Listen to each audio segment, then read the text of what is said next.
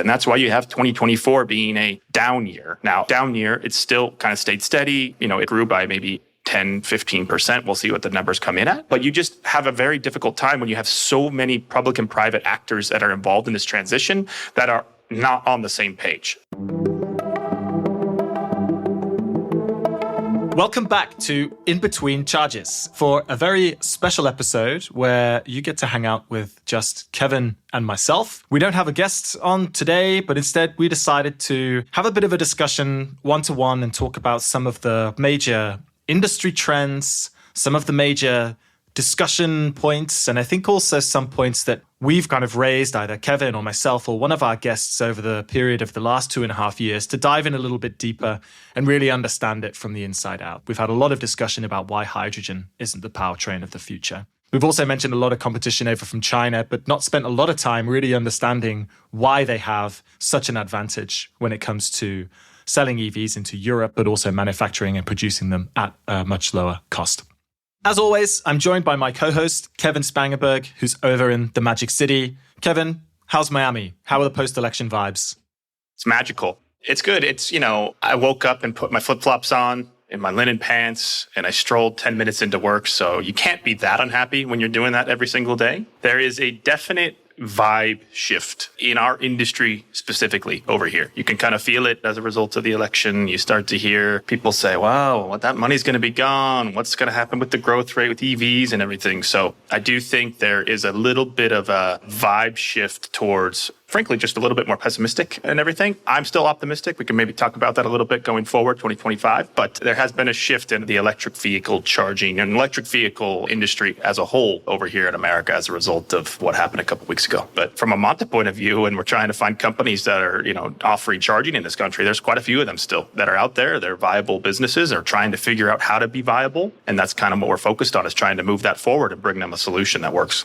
Absolutely. And I think the more I kind of read about what's happening out in the US and then also contrast it with the European transition to electric vehicles and how far ahead countries and areas like China and the rest of Asia are, it's a huge thing that we're trying to achieve here. And it's not surprising that it is incredibly costly. It is dealing with manufacturers who have been around creating the same combustion engine vehicles or trying to innovate to new designs, etc., over the course of the last, whatever it is, 100, 200 years. I can't remember when the first Ford vehicle came out. And that is not something that you just click your fingers and it's done overnight. But also it has a huge positive impact, right? The amount of new jobs and work that it creates out in the US. And I don't think that's something that the Trump administration can easily ignore.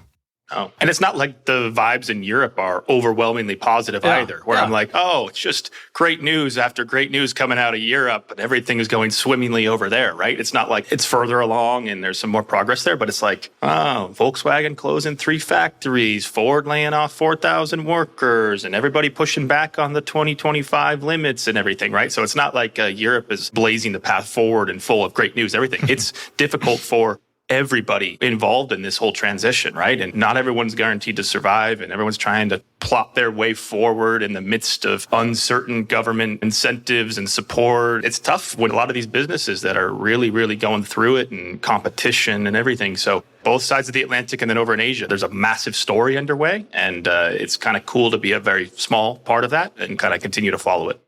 No, you're absolutely right. Vibes are also mixed here in Europe. The UK has already, before the last election, before Keir Starmer was elected, Rishi Sunak's been having discussions about the ZEV commitments in the UK being 2030, and that's now being pushed back or has been pushed back to 2035. You've also got, I guess, traditionally European auto manufacturers, so Volvo, right? Whilst it's still owned by Geely out in Shanghai, it still has headquarters in Gothenburg, and that's also pushed back its own complete electric manufacturing line until 2035, and instead over the next 10 years or so is going to be looking at a higher mix of hybrids to try to help their transition and kind of help them steer into it. So I don't think it's just related to the US, even though that's the thing that is on the spotlight at the moment for obvious reasons. But I would also say that in Europe, at least, it feels like a moment where the European Union and also all of its individual member states are trying to take a little bit of a breath, a bit of a breathing moment to really then work out what the next 10 years are going to be, or maybe even the next 5 years with these new CO2 emissions. And then as a result, saying to kind of China, right, with tariffs, okay, look, we simply can't compete with the price of raw materials you have, with the efficiency of your manufacturing lines, with the fact that you're able to ship them, halfway across the world into our market. But give us 5 years, hit the tariffs at that level, and then we'll be ready. Whereas it feels like in the US, it's much more of a we don't need those vehicles over here. We're going to manufacture them ourselves.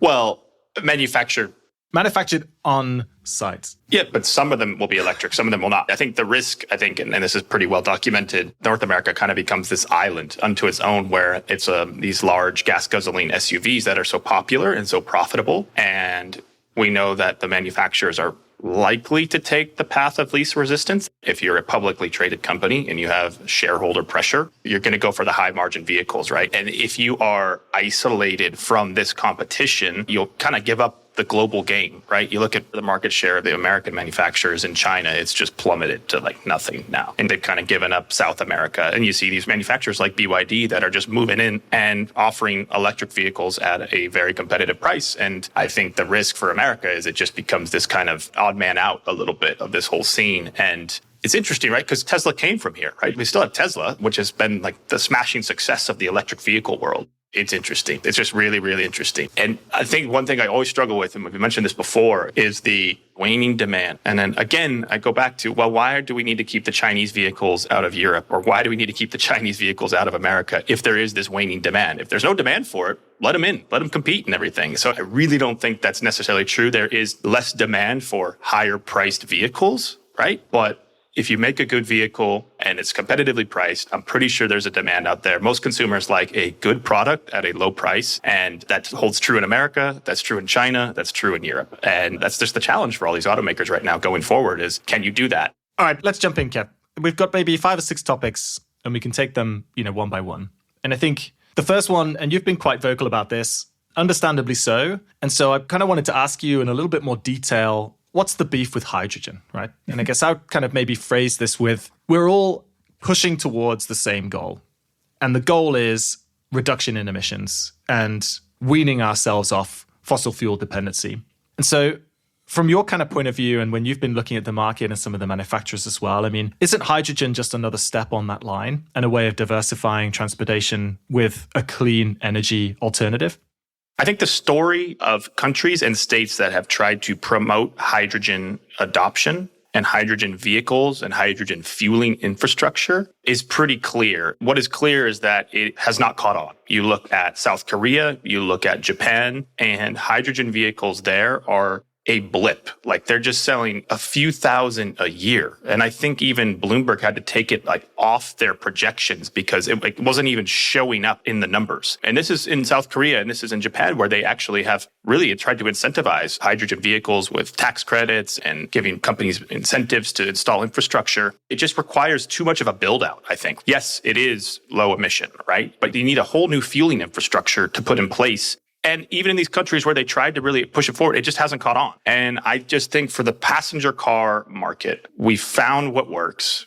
It's electric vehicles. We already have a lot of infrastructure in place to refuel these vehicles, right? Obviously, we need to build out the grid and build out more capacity. But guess what? We have a lot of places. We have electricity. And so you're trying to replicate the gas station stop, the petrol station stop with a whole new type of fuel. And it's just losing out. It's just a losing technology. And you just see it. It's not succeeding in California where they pushed it as well. Here's a headline from Bloomberg the other day. Few stations and $200 to fill up. Life on California's hydrogen highway. What are we doing here? This is just insane. I don't see a ton of conversation about it now. I think it's pretty well done and dusted, but you do see some of these sparks every couple of months. They pop up and people try to make it a thing and it's lost out. I definitely see your point. I think infrastructure today, there are maybe more natural connectors for electric charging stations than there are for hydrogen tanks, essentially, that need to be set up and installed and also with reserves underneath. But I think also the kind of part that hits me, at least at the moment, is that hydrogen is not just an easily accessible source of fuel. There's not a ton of it available at the moment. And it might not come up to anything, but there are drilling projects that are starting to kick off to basically try to access it. But at the moment, for me, it's a question of physics. To be able to create a kilogram of hydrogen that has 33 kilowatts of output, or the equivalent of an electric battery, 33 kilowatts of output, it requires 50 kilowatts of energy to actually produce the chemical reaction to produce hydrogen as a liquid natural gas that could then be used in the vehicle. And at the moment, the physics for that makes no sense. It consumes more energy than it creates. And as a result, that is not a positive trajectory towards net zero, unless that process itself is being driven by renewable energy. I don't think it is. No, there's like, how many different types of hydrogen there are? Like pink, blue, green, brown, black. Like I was reading one time, there's so many different types of hydrogen based on the electricity inputs that determine whether that's really truly clean, green hydrogen. And you're not always getting that. Yeah, exactly. Cool. Next topic. What is the next topic? Maybe we should stop talking about hydrogen. Because then, does anybody actually want us to talk about hydrogen? Let's talk about China a little bit more, because I actually think sometimes in the West, we don't talk about it enough, actually. Like, it is this massive, massive story of what they're producing and how they are so far ahead in the electric vehicle space. And we kind of get stuck navel gazing a little bit. But where are they at right now when it comes with these Chinese companies, this price war that's going on in China as they're trying to export these vehicles? How is Europe kind of handling this and managing this? And I mean, are they making a profit? Are they just able to take a loss now, given their manufacturing base and everything? And beyond the vehicles, are we seeing their charging technology also be exported to Europe and America? Like, what do you see from a market point of view, or even just externally from like a charging hardware and software? I've seen a couple things, and I know you have as well. No, I think it's a really interesting topic, and you're right. Something that perhaps is not kind of talked about often enough. And I think also, to be fair, the manufacturers in China maybe aren't given enough credit because they've really smashed through this market and been able to break through to Europe and also to America that they really haven't been able to do with the equivalent of their combustion engine vehicles. And so I think there's maybe a few things. So the kind of first one is electric vehicles in China. They've been started to be manufactured for kind of quite some time. And a lot of Chinese domestic auto manufacturers simply haven't been able to sell into the Western countries with their existing combustion engine. They cannot compete with the huge manufacturers in Germany, VW, Jaguar Land Rover, also in the UK. These brands hold a lot of weight and also are recognizable to everybody here. As there was a push towards more electrification and also a push towards more advanced technology, and also as battery packs could become more dense at an affordable rate. And of course, China has access to a pretty significant portion of the supply chain for raw materials that go into battery packs. It felt almost like this moment, or this aha moment, which is, okay, the majority of the manufacturers out in Europe at the moment haven't even started to really properly think about or release electric vehicles. And they were able to jump on the new technology and become industry leaders way before the European manufacturers have been, and also way before the US. So that's kind of point number one. They're far more experienced in developing and manufacturing these, also at a much kind of lower cost. And the quality of those vehicles is the same, if not higher, of some of the models that are available out in Europe. Really, really strong. Did you hear the Ford CEO a couple of weeks ago where he said he brought over a Xiaomi SU7, is that S7, from China, and he's driving one in America, and he's like, I don't want to give it up. This is an awesome car. This is the Ford CEO. So that's just to add on your point. Like, they're awesome cars. This is the Ford CEO is like, this phone company from China made this sick car that he's driving around, the Midwestern US. Yeah. It's incredible. And I think also they recorded one of the longest single drives on an electric car, which went over 1,000 kilometers or something like this without having to charge all the way across China. It's incredible. And then I think the second part is, and this isn't necessarily different to Europe or US, but there has been pretty significant public investment in being able to roll these out. And I think that has massively benefited and been necessary for the Chinese auto manufacturers, and has been a big reason for why the European Union and the United States have made an argument that import tariffs are justifiable because they've been able to unfairly decrease the price of their overall vehicles. Maybe that's the other thing. The kind of strategy of the Chinese OEMs haven't been to start on these very high-powered, high-range, huge battery SUVs, which are very popular in America, and instead started much more with these small, compact sedan-type vehicles, and then also hatchback-type vehicles as well, which generally tend to be more affordable, and they have a much kind of lighter battery than some of the others, and as a result can push into the mass market much, much more quickly. Yeah. What feeds into that is local consumer sentiment, right? The American driver likes an SUV. They like a crossover. They like a hatchback. They don't want, oftentimes they don't want, now you could say, well, there's a supply demand issue here, right? But generally speaking, they buy SUVs over here. They buy trucks. And when you go to electrify those big vehicles, you need a bigger battery, it becomes a much more costly endeavor. So over there, you have Chinese consumers that are like, great, let's take a sedan that's packed with good technology for a reasonable price. And could that sell over here in America? Maybe, but that's just generally not what's been on offer, right? I mean, Ford and Chevrolet, I don't think Ford makes a sedan anymore. They don't even produce one here in the US. And I think Chevrolet makes one sedan, something like that. So there's a consumer sentiment piece that feeds into that. What do you think about the charging tech? So there's these cars are coming over. We're putting tariffs up. We're going to block it. Biden put up 100% tariffs. Trump says he's going to go even higher. Europe added 18 to 45% tariffs. Are we seeing Chinese charging companies, a similar type of thing, Chinese charging companies entering into Europe? Yeah, a couple of things there. I think one, the charging infrastructure in China is very interesting to think about and look at, particularly who are the winners. I can't remember if we've talked about T-Good in the past, but they are one of the largest charging network operators out in China. They managed something like 6 terawatt hours of energy purely from charging electric vehicles in China last year. And that's the equivalent to running, the city of Paris for 6 months or something. And, if you go on their website and check out what they say that they are the global leader in prefabricated substations. So they're not a utility company. They are just super hardcore and good at building infrastructure sites. They have cost advantage from all of the, manufacturing sites and scale that they have. And they also have industry experts to be able to kind of build this out and made a step into the charging network. So your main question, which I didn't answer in the first one, is, are we starting to see Chinese manufacturers and companies start to break into the European market? I would say I haven't seen it yet directly, but we have seen a lot of interest in investment from China in some of the European networks to be able to bring the software capabilities out into Asia as well. So one of our competitors, Virta, for example, I think they now have a member of their investment group from Japan who's basically trying to launch them out there.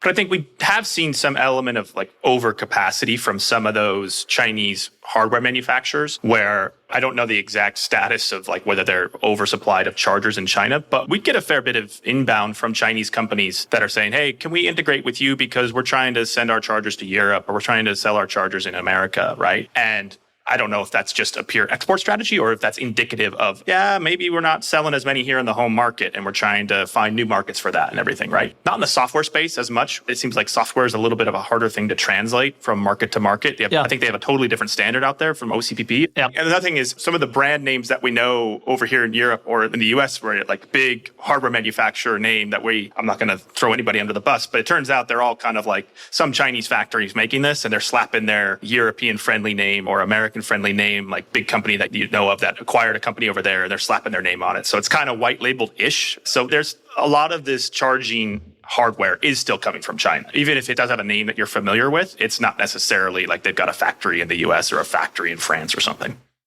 I think there is 100% been a lot of interest and influx from Chinese manufacturers trying to break into the European market. Yeah, you're definitely right. I think you, Casper, myself, our ChargePoint integrations team probably has 1 or 2 people reach out to us every month from a new manufacturer, often based out of Shenzhen, which is where a lot of the EV development and innovation has kind of grown from. And almost always their hurdle to enter into the European market is being able to comply with the OCPP standard. And because we've been pretty open about our integration tool and about working with, essentially, it's a web portal, OCPP integrated tool. We can send that to them directly. They can connect their charge points and test it completely remotely. I think that already creates a bit of a understanding and an ability for them to be able to build out their own capabilities before they can kind of come to Europe. The one thing I would maybe just kind of add, just to kind of finish it off is, when we think about our operators need to also make a margin. And to be able to do so, they need to be able to find the most reliable, efficient charging units out there, and then be able to basically put them in the ground and connect them so that people can charge on them. And the most reliable units aren't always the ones that are kind of built out of the European Union, right? We need to be able to diversify where these kind of units are coming from. I don't even know. I don't think that's a relevant point. Maybe the other point is imports from China. Ultimately, more electric vehicles on the road means less combustion engine vehicles on the road long term. And then for us and our kind of charging infrastructure customers, they don't really mind if it's a BYD that's charging, if it's going to be one of the new Alfa Romeo sedans that's going to be released next year. An electric car is an electric car. You're trading electrons.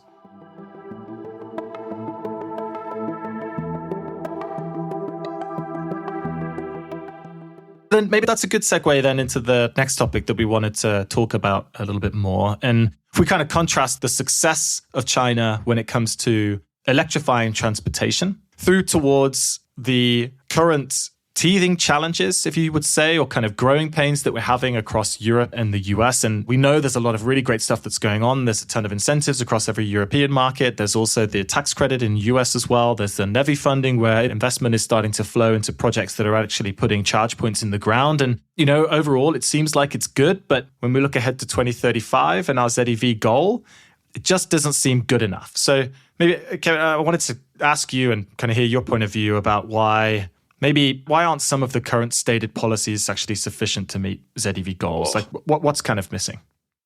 It's a big question. That is a huge question.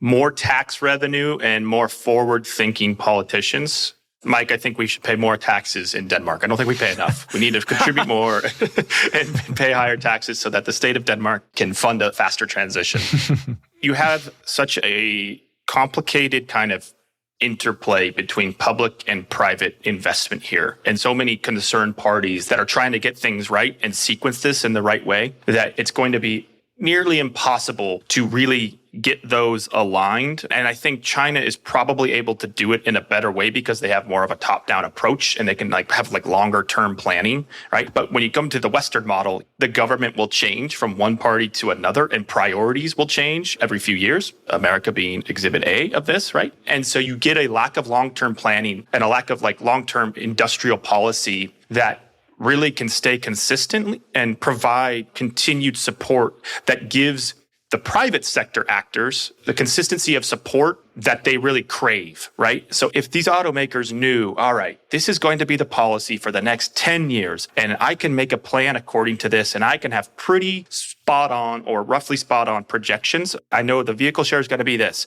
So if I invest this, I'm going to get this return at this point in time. But when you have it all over the place, right? And you're Volkswagen, and all of a sudden Germany pulls the rug out at the end of last year because they didn't budget correctly. And then you're trying to shift around, how do I allocate investments? And these are long-term investments when you're trying to spin up factories, you're trying to transform factories. So you have these private players that are really dependent on government policies to really sort of get this across the bridge to the next, make this transition. And you get that changing year over year. You're going to end up with really not the alignment that you ultimately need to make a smoother path. And that's why you have 2024 being a down year. Now, a down year, it still kind of stayed steady. It grew by maybe 10, 15%. We'll see what the numbers come in at. But you just have a very difficult time when you have so many public and private actors that are involved in this transition that are not on the same page, is kind of what I think it boils down to. Do you agree? I think it's a really great point. I think kind of contrasting to the last time when transportation came out, now it's the reverse. When vehicles were first manufactured and we discovered oil, instead the government was able to tax the industries and the oil and gas providers because it was generating so much revenue so quickly and they could just not get the gas stations and vehicles out quick enough. Now it's kind of the other way around. Combustion engine vehicles are so well established.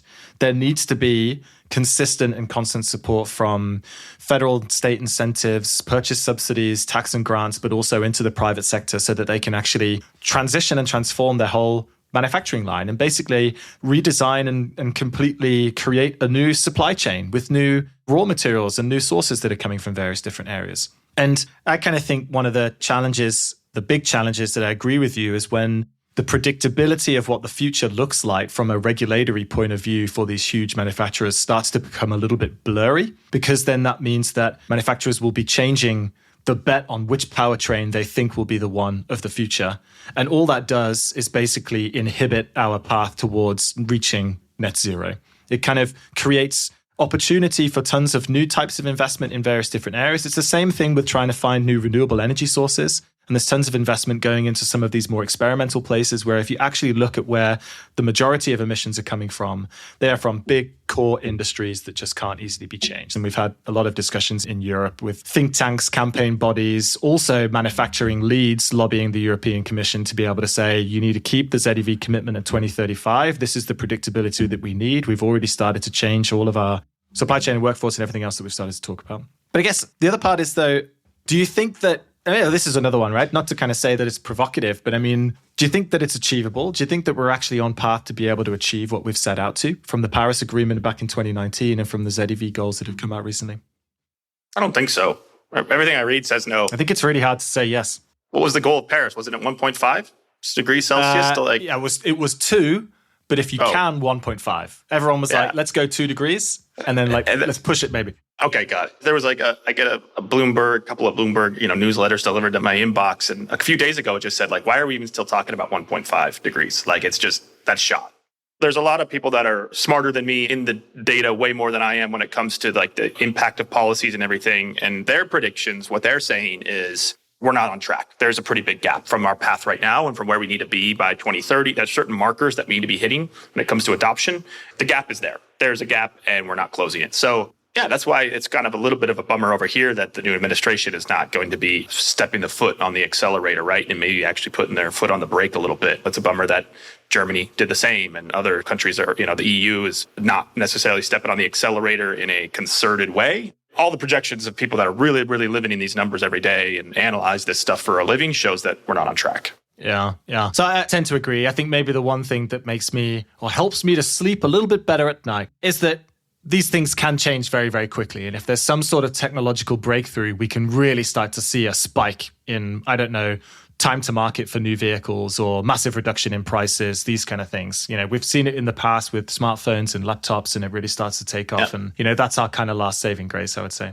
Oh, God, that was a bit dramatic. That's one of our saving graces for the future. Yeah, what is encouraging is the battery prices keep coming down, right? And that seems like that's a trend that's continuing. We need technological breakthroughs paired with policy support to continue making these things a no-brainer for consumers is kind of what we need. All right, final question. So, Mike, we talked about how automakers and charge point operators crave consistency and predictability so that they can plan forward. So we're going to try to be a model of consistency ourselves. And we always ask our guests to bust a myth regarding EVs or the EV charging industry. So what is kind of a myth or maybe some misinformation more broadly, right? There's a lot of information and misinformation that floats around about EVs. And when you talk to people that are even within the industry, there's a fair bit of misinformation, right? But especially when you're speaking to people that are not involved in it on a day-to-day basis. What's some misinformation you hear floating around right now that you would like to correct the record on? Yep. Great question. My best source of misinformation is, I have to say, from my parents. So you only have to have a short conversation about EVs with my parents to start to really hear where some of these myths are coming from. And the one that I kind of wanted to talk a little bit about is the impact on the environment of battery electric vehicles, and largely related back to sourcing raw materials and making sure they're processed and being able to be put into the battery. And the kind of part of that myth that I kind of want to discuss here, and it's also the conversation I have with my parents, is that when you think about releasing a vehicle out into the wild, so to speak, the total amount of raw materials that's needed, not just in the production process, but also in the actual lifetime of a battery electric vehicle, is way, way less than combustion engine vehicles. And that's not just in terms of consumption of fuel that's required. So I think over a lifetime of a combustion engine vehicle, they go for maybe kind of 12 to 13 years or so.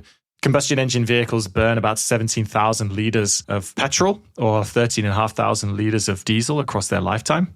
And that would be, I'm reading this right now, right? So that would be something like 90-meter tall structure if you put all of that oil and diesel into steel barrels that would be kind of as high as a 25-story building. That's a lot of raw material that's being pulled out of the planet and then basically put out into the environment. But then when you compare that with a battery electric vehicle, it is significantly less, right? So a battery electric car has way less variable parts that can break and need to be replaced over the period of its lifetime, which is probably the same as a combustion engine vehicle, if not longer. And then also when you consider the consumption of electrons, particularly when you're starting to trade green electrons, so we're seeing a higher volume of power purchase agreements come through for various different charging operators. And then also the introduction of flexible energy tariffs and 100% renewable utility companies that mean you can also get a higher guarantee that what you're actually putting in your electric car is from renewable sources. Whilst you might have this initial lift of raw materials, right, so that come in, a lot of nickel and cobalt, when you actually think of that 12 to 13 years, and then also the ability to recycle the battery, the long-term view of combustion engine vehicles versus battery electric vehicles it's a very clear and easy argument to make.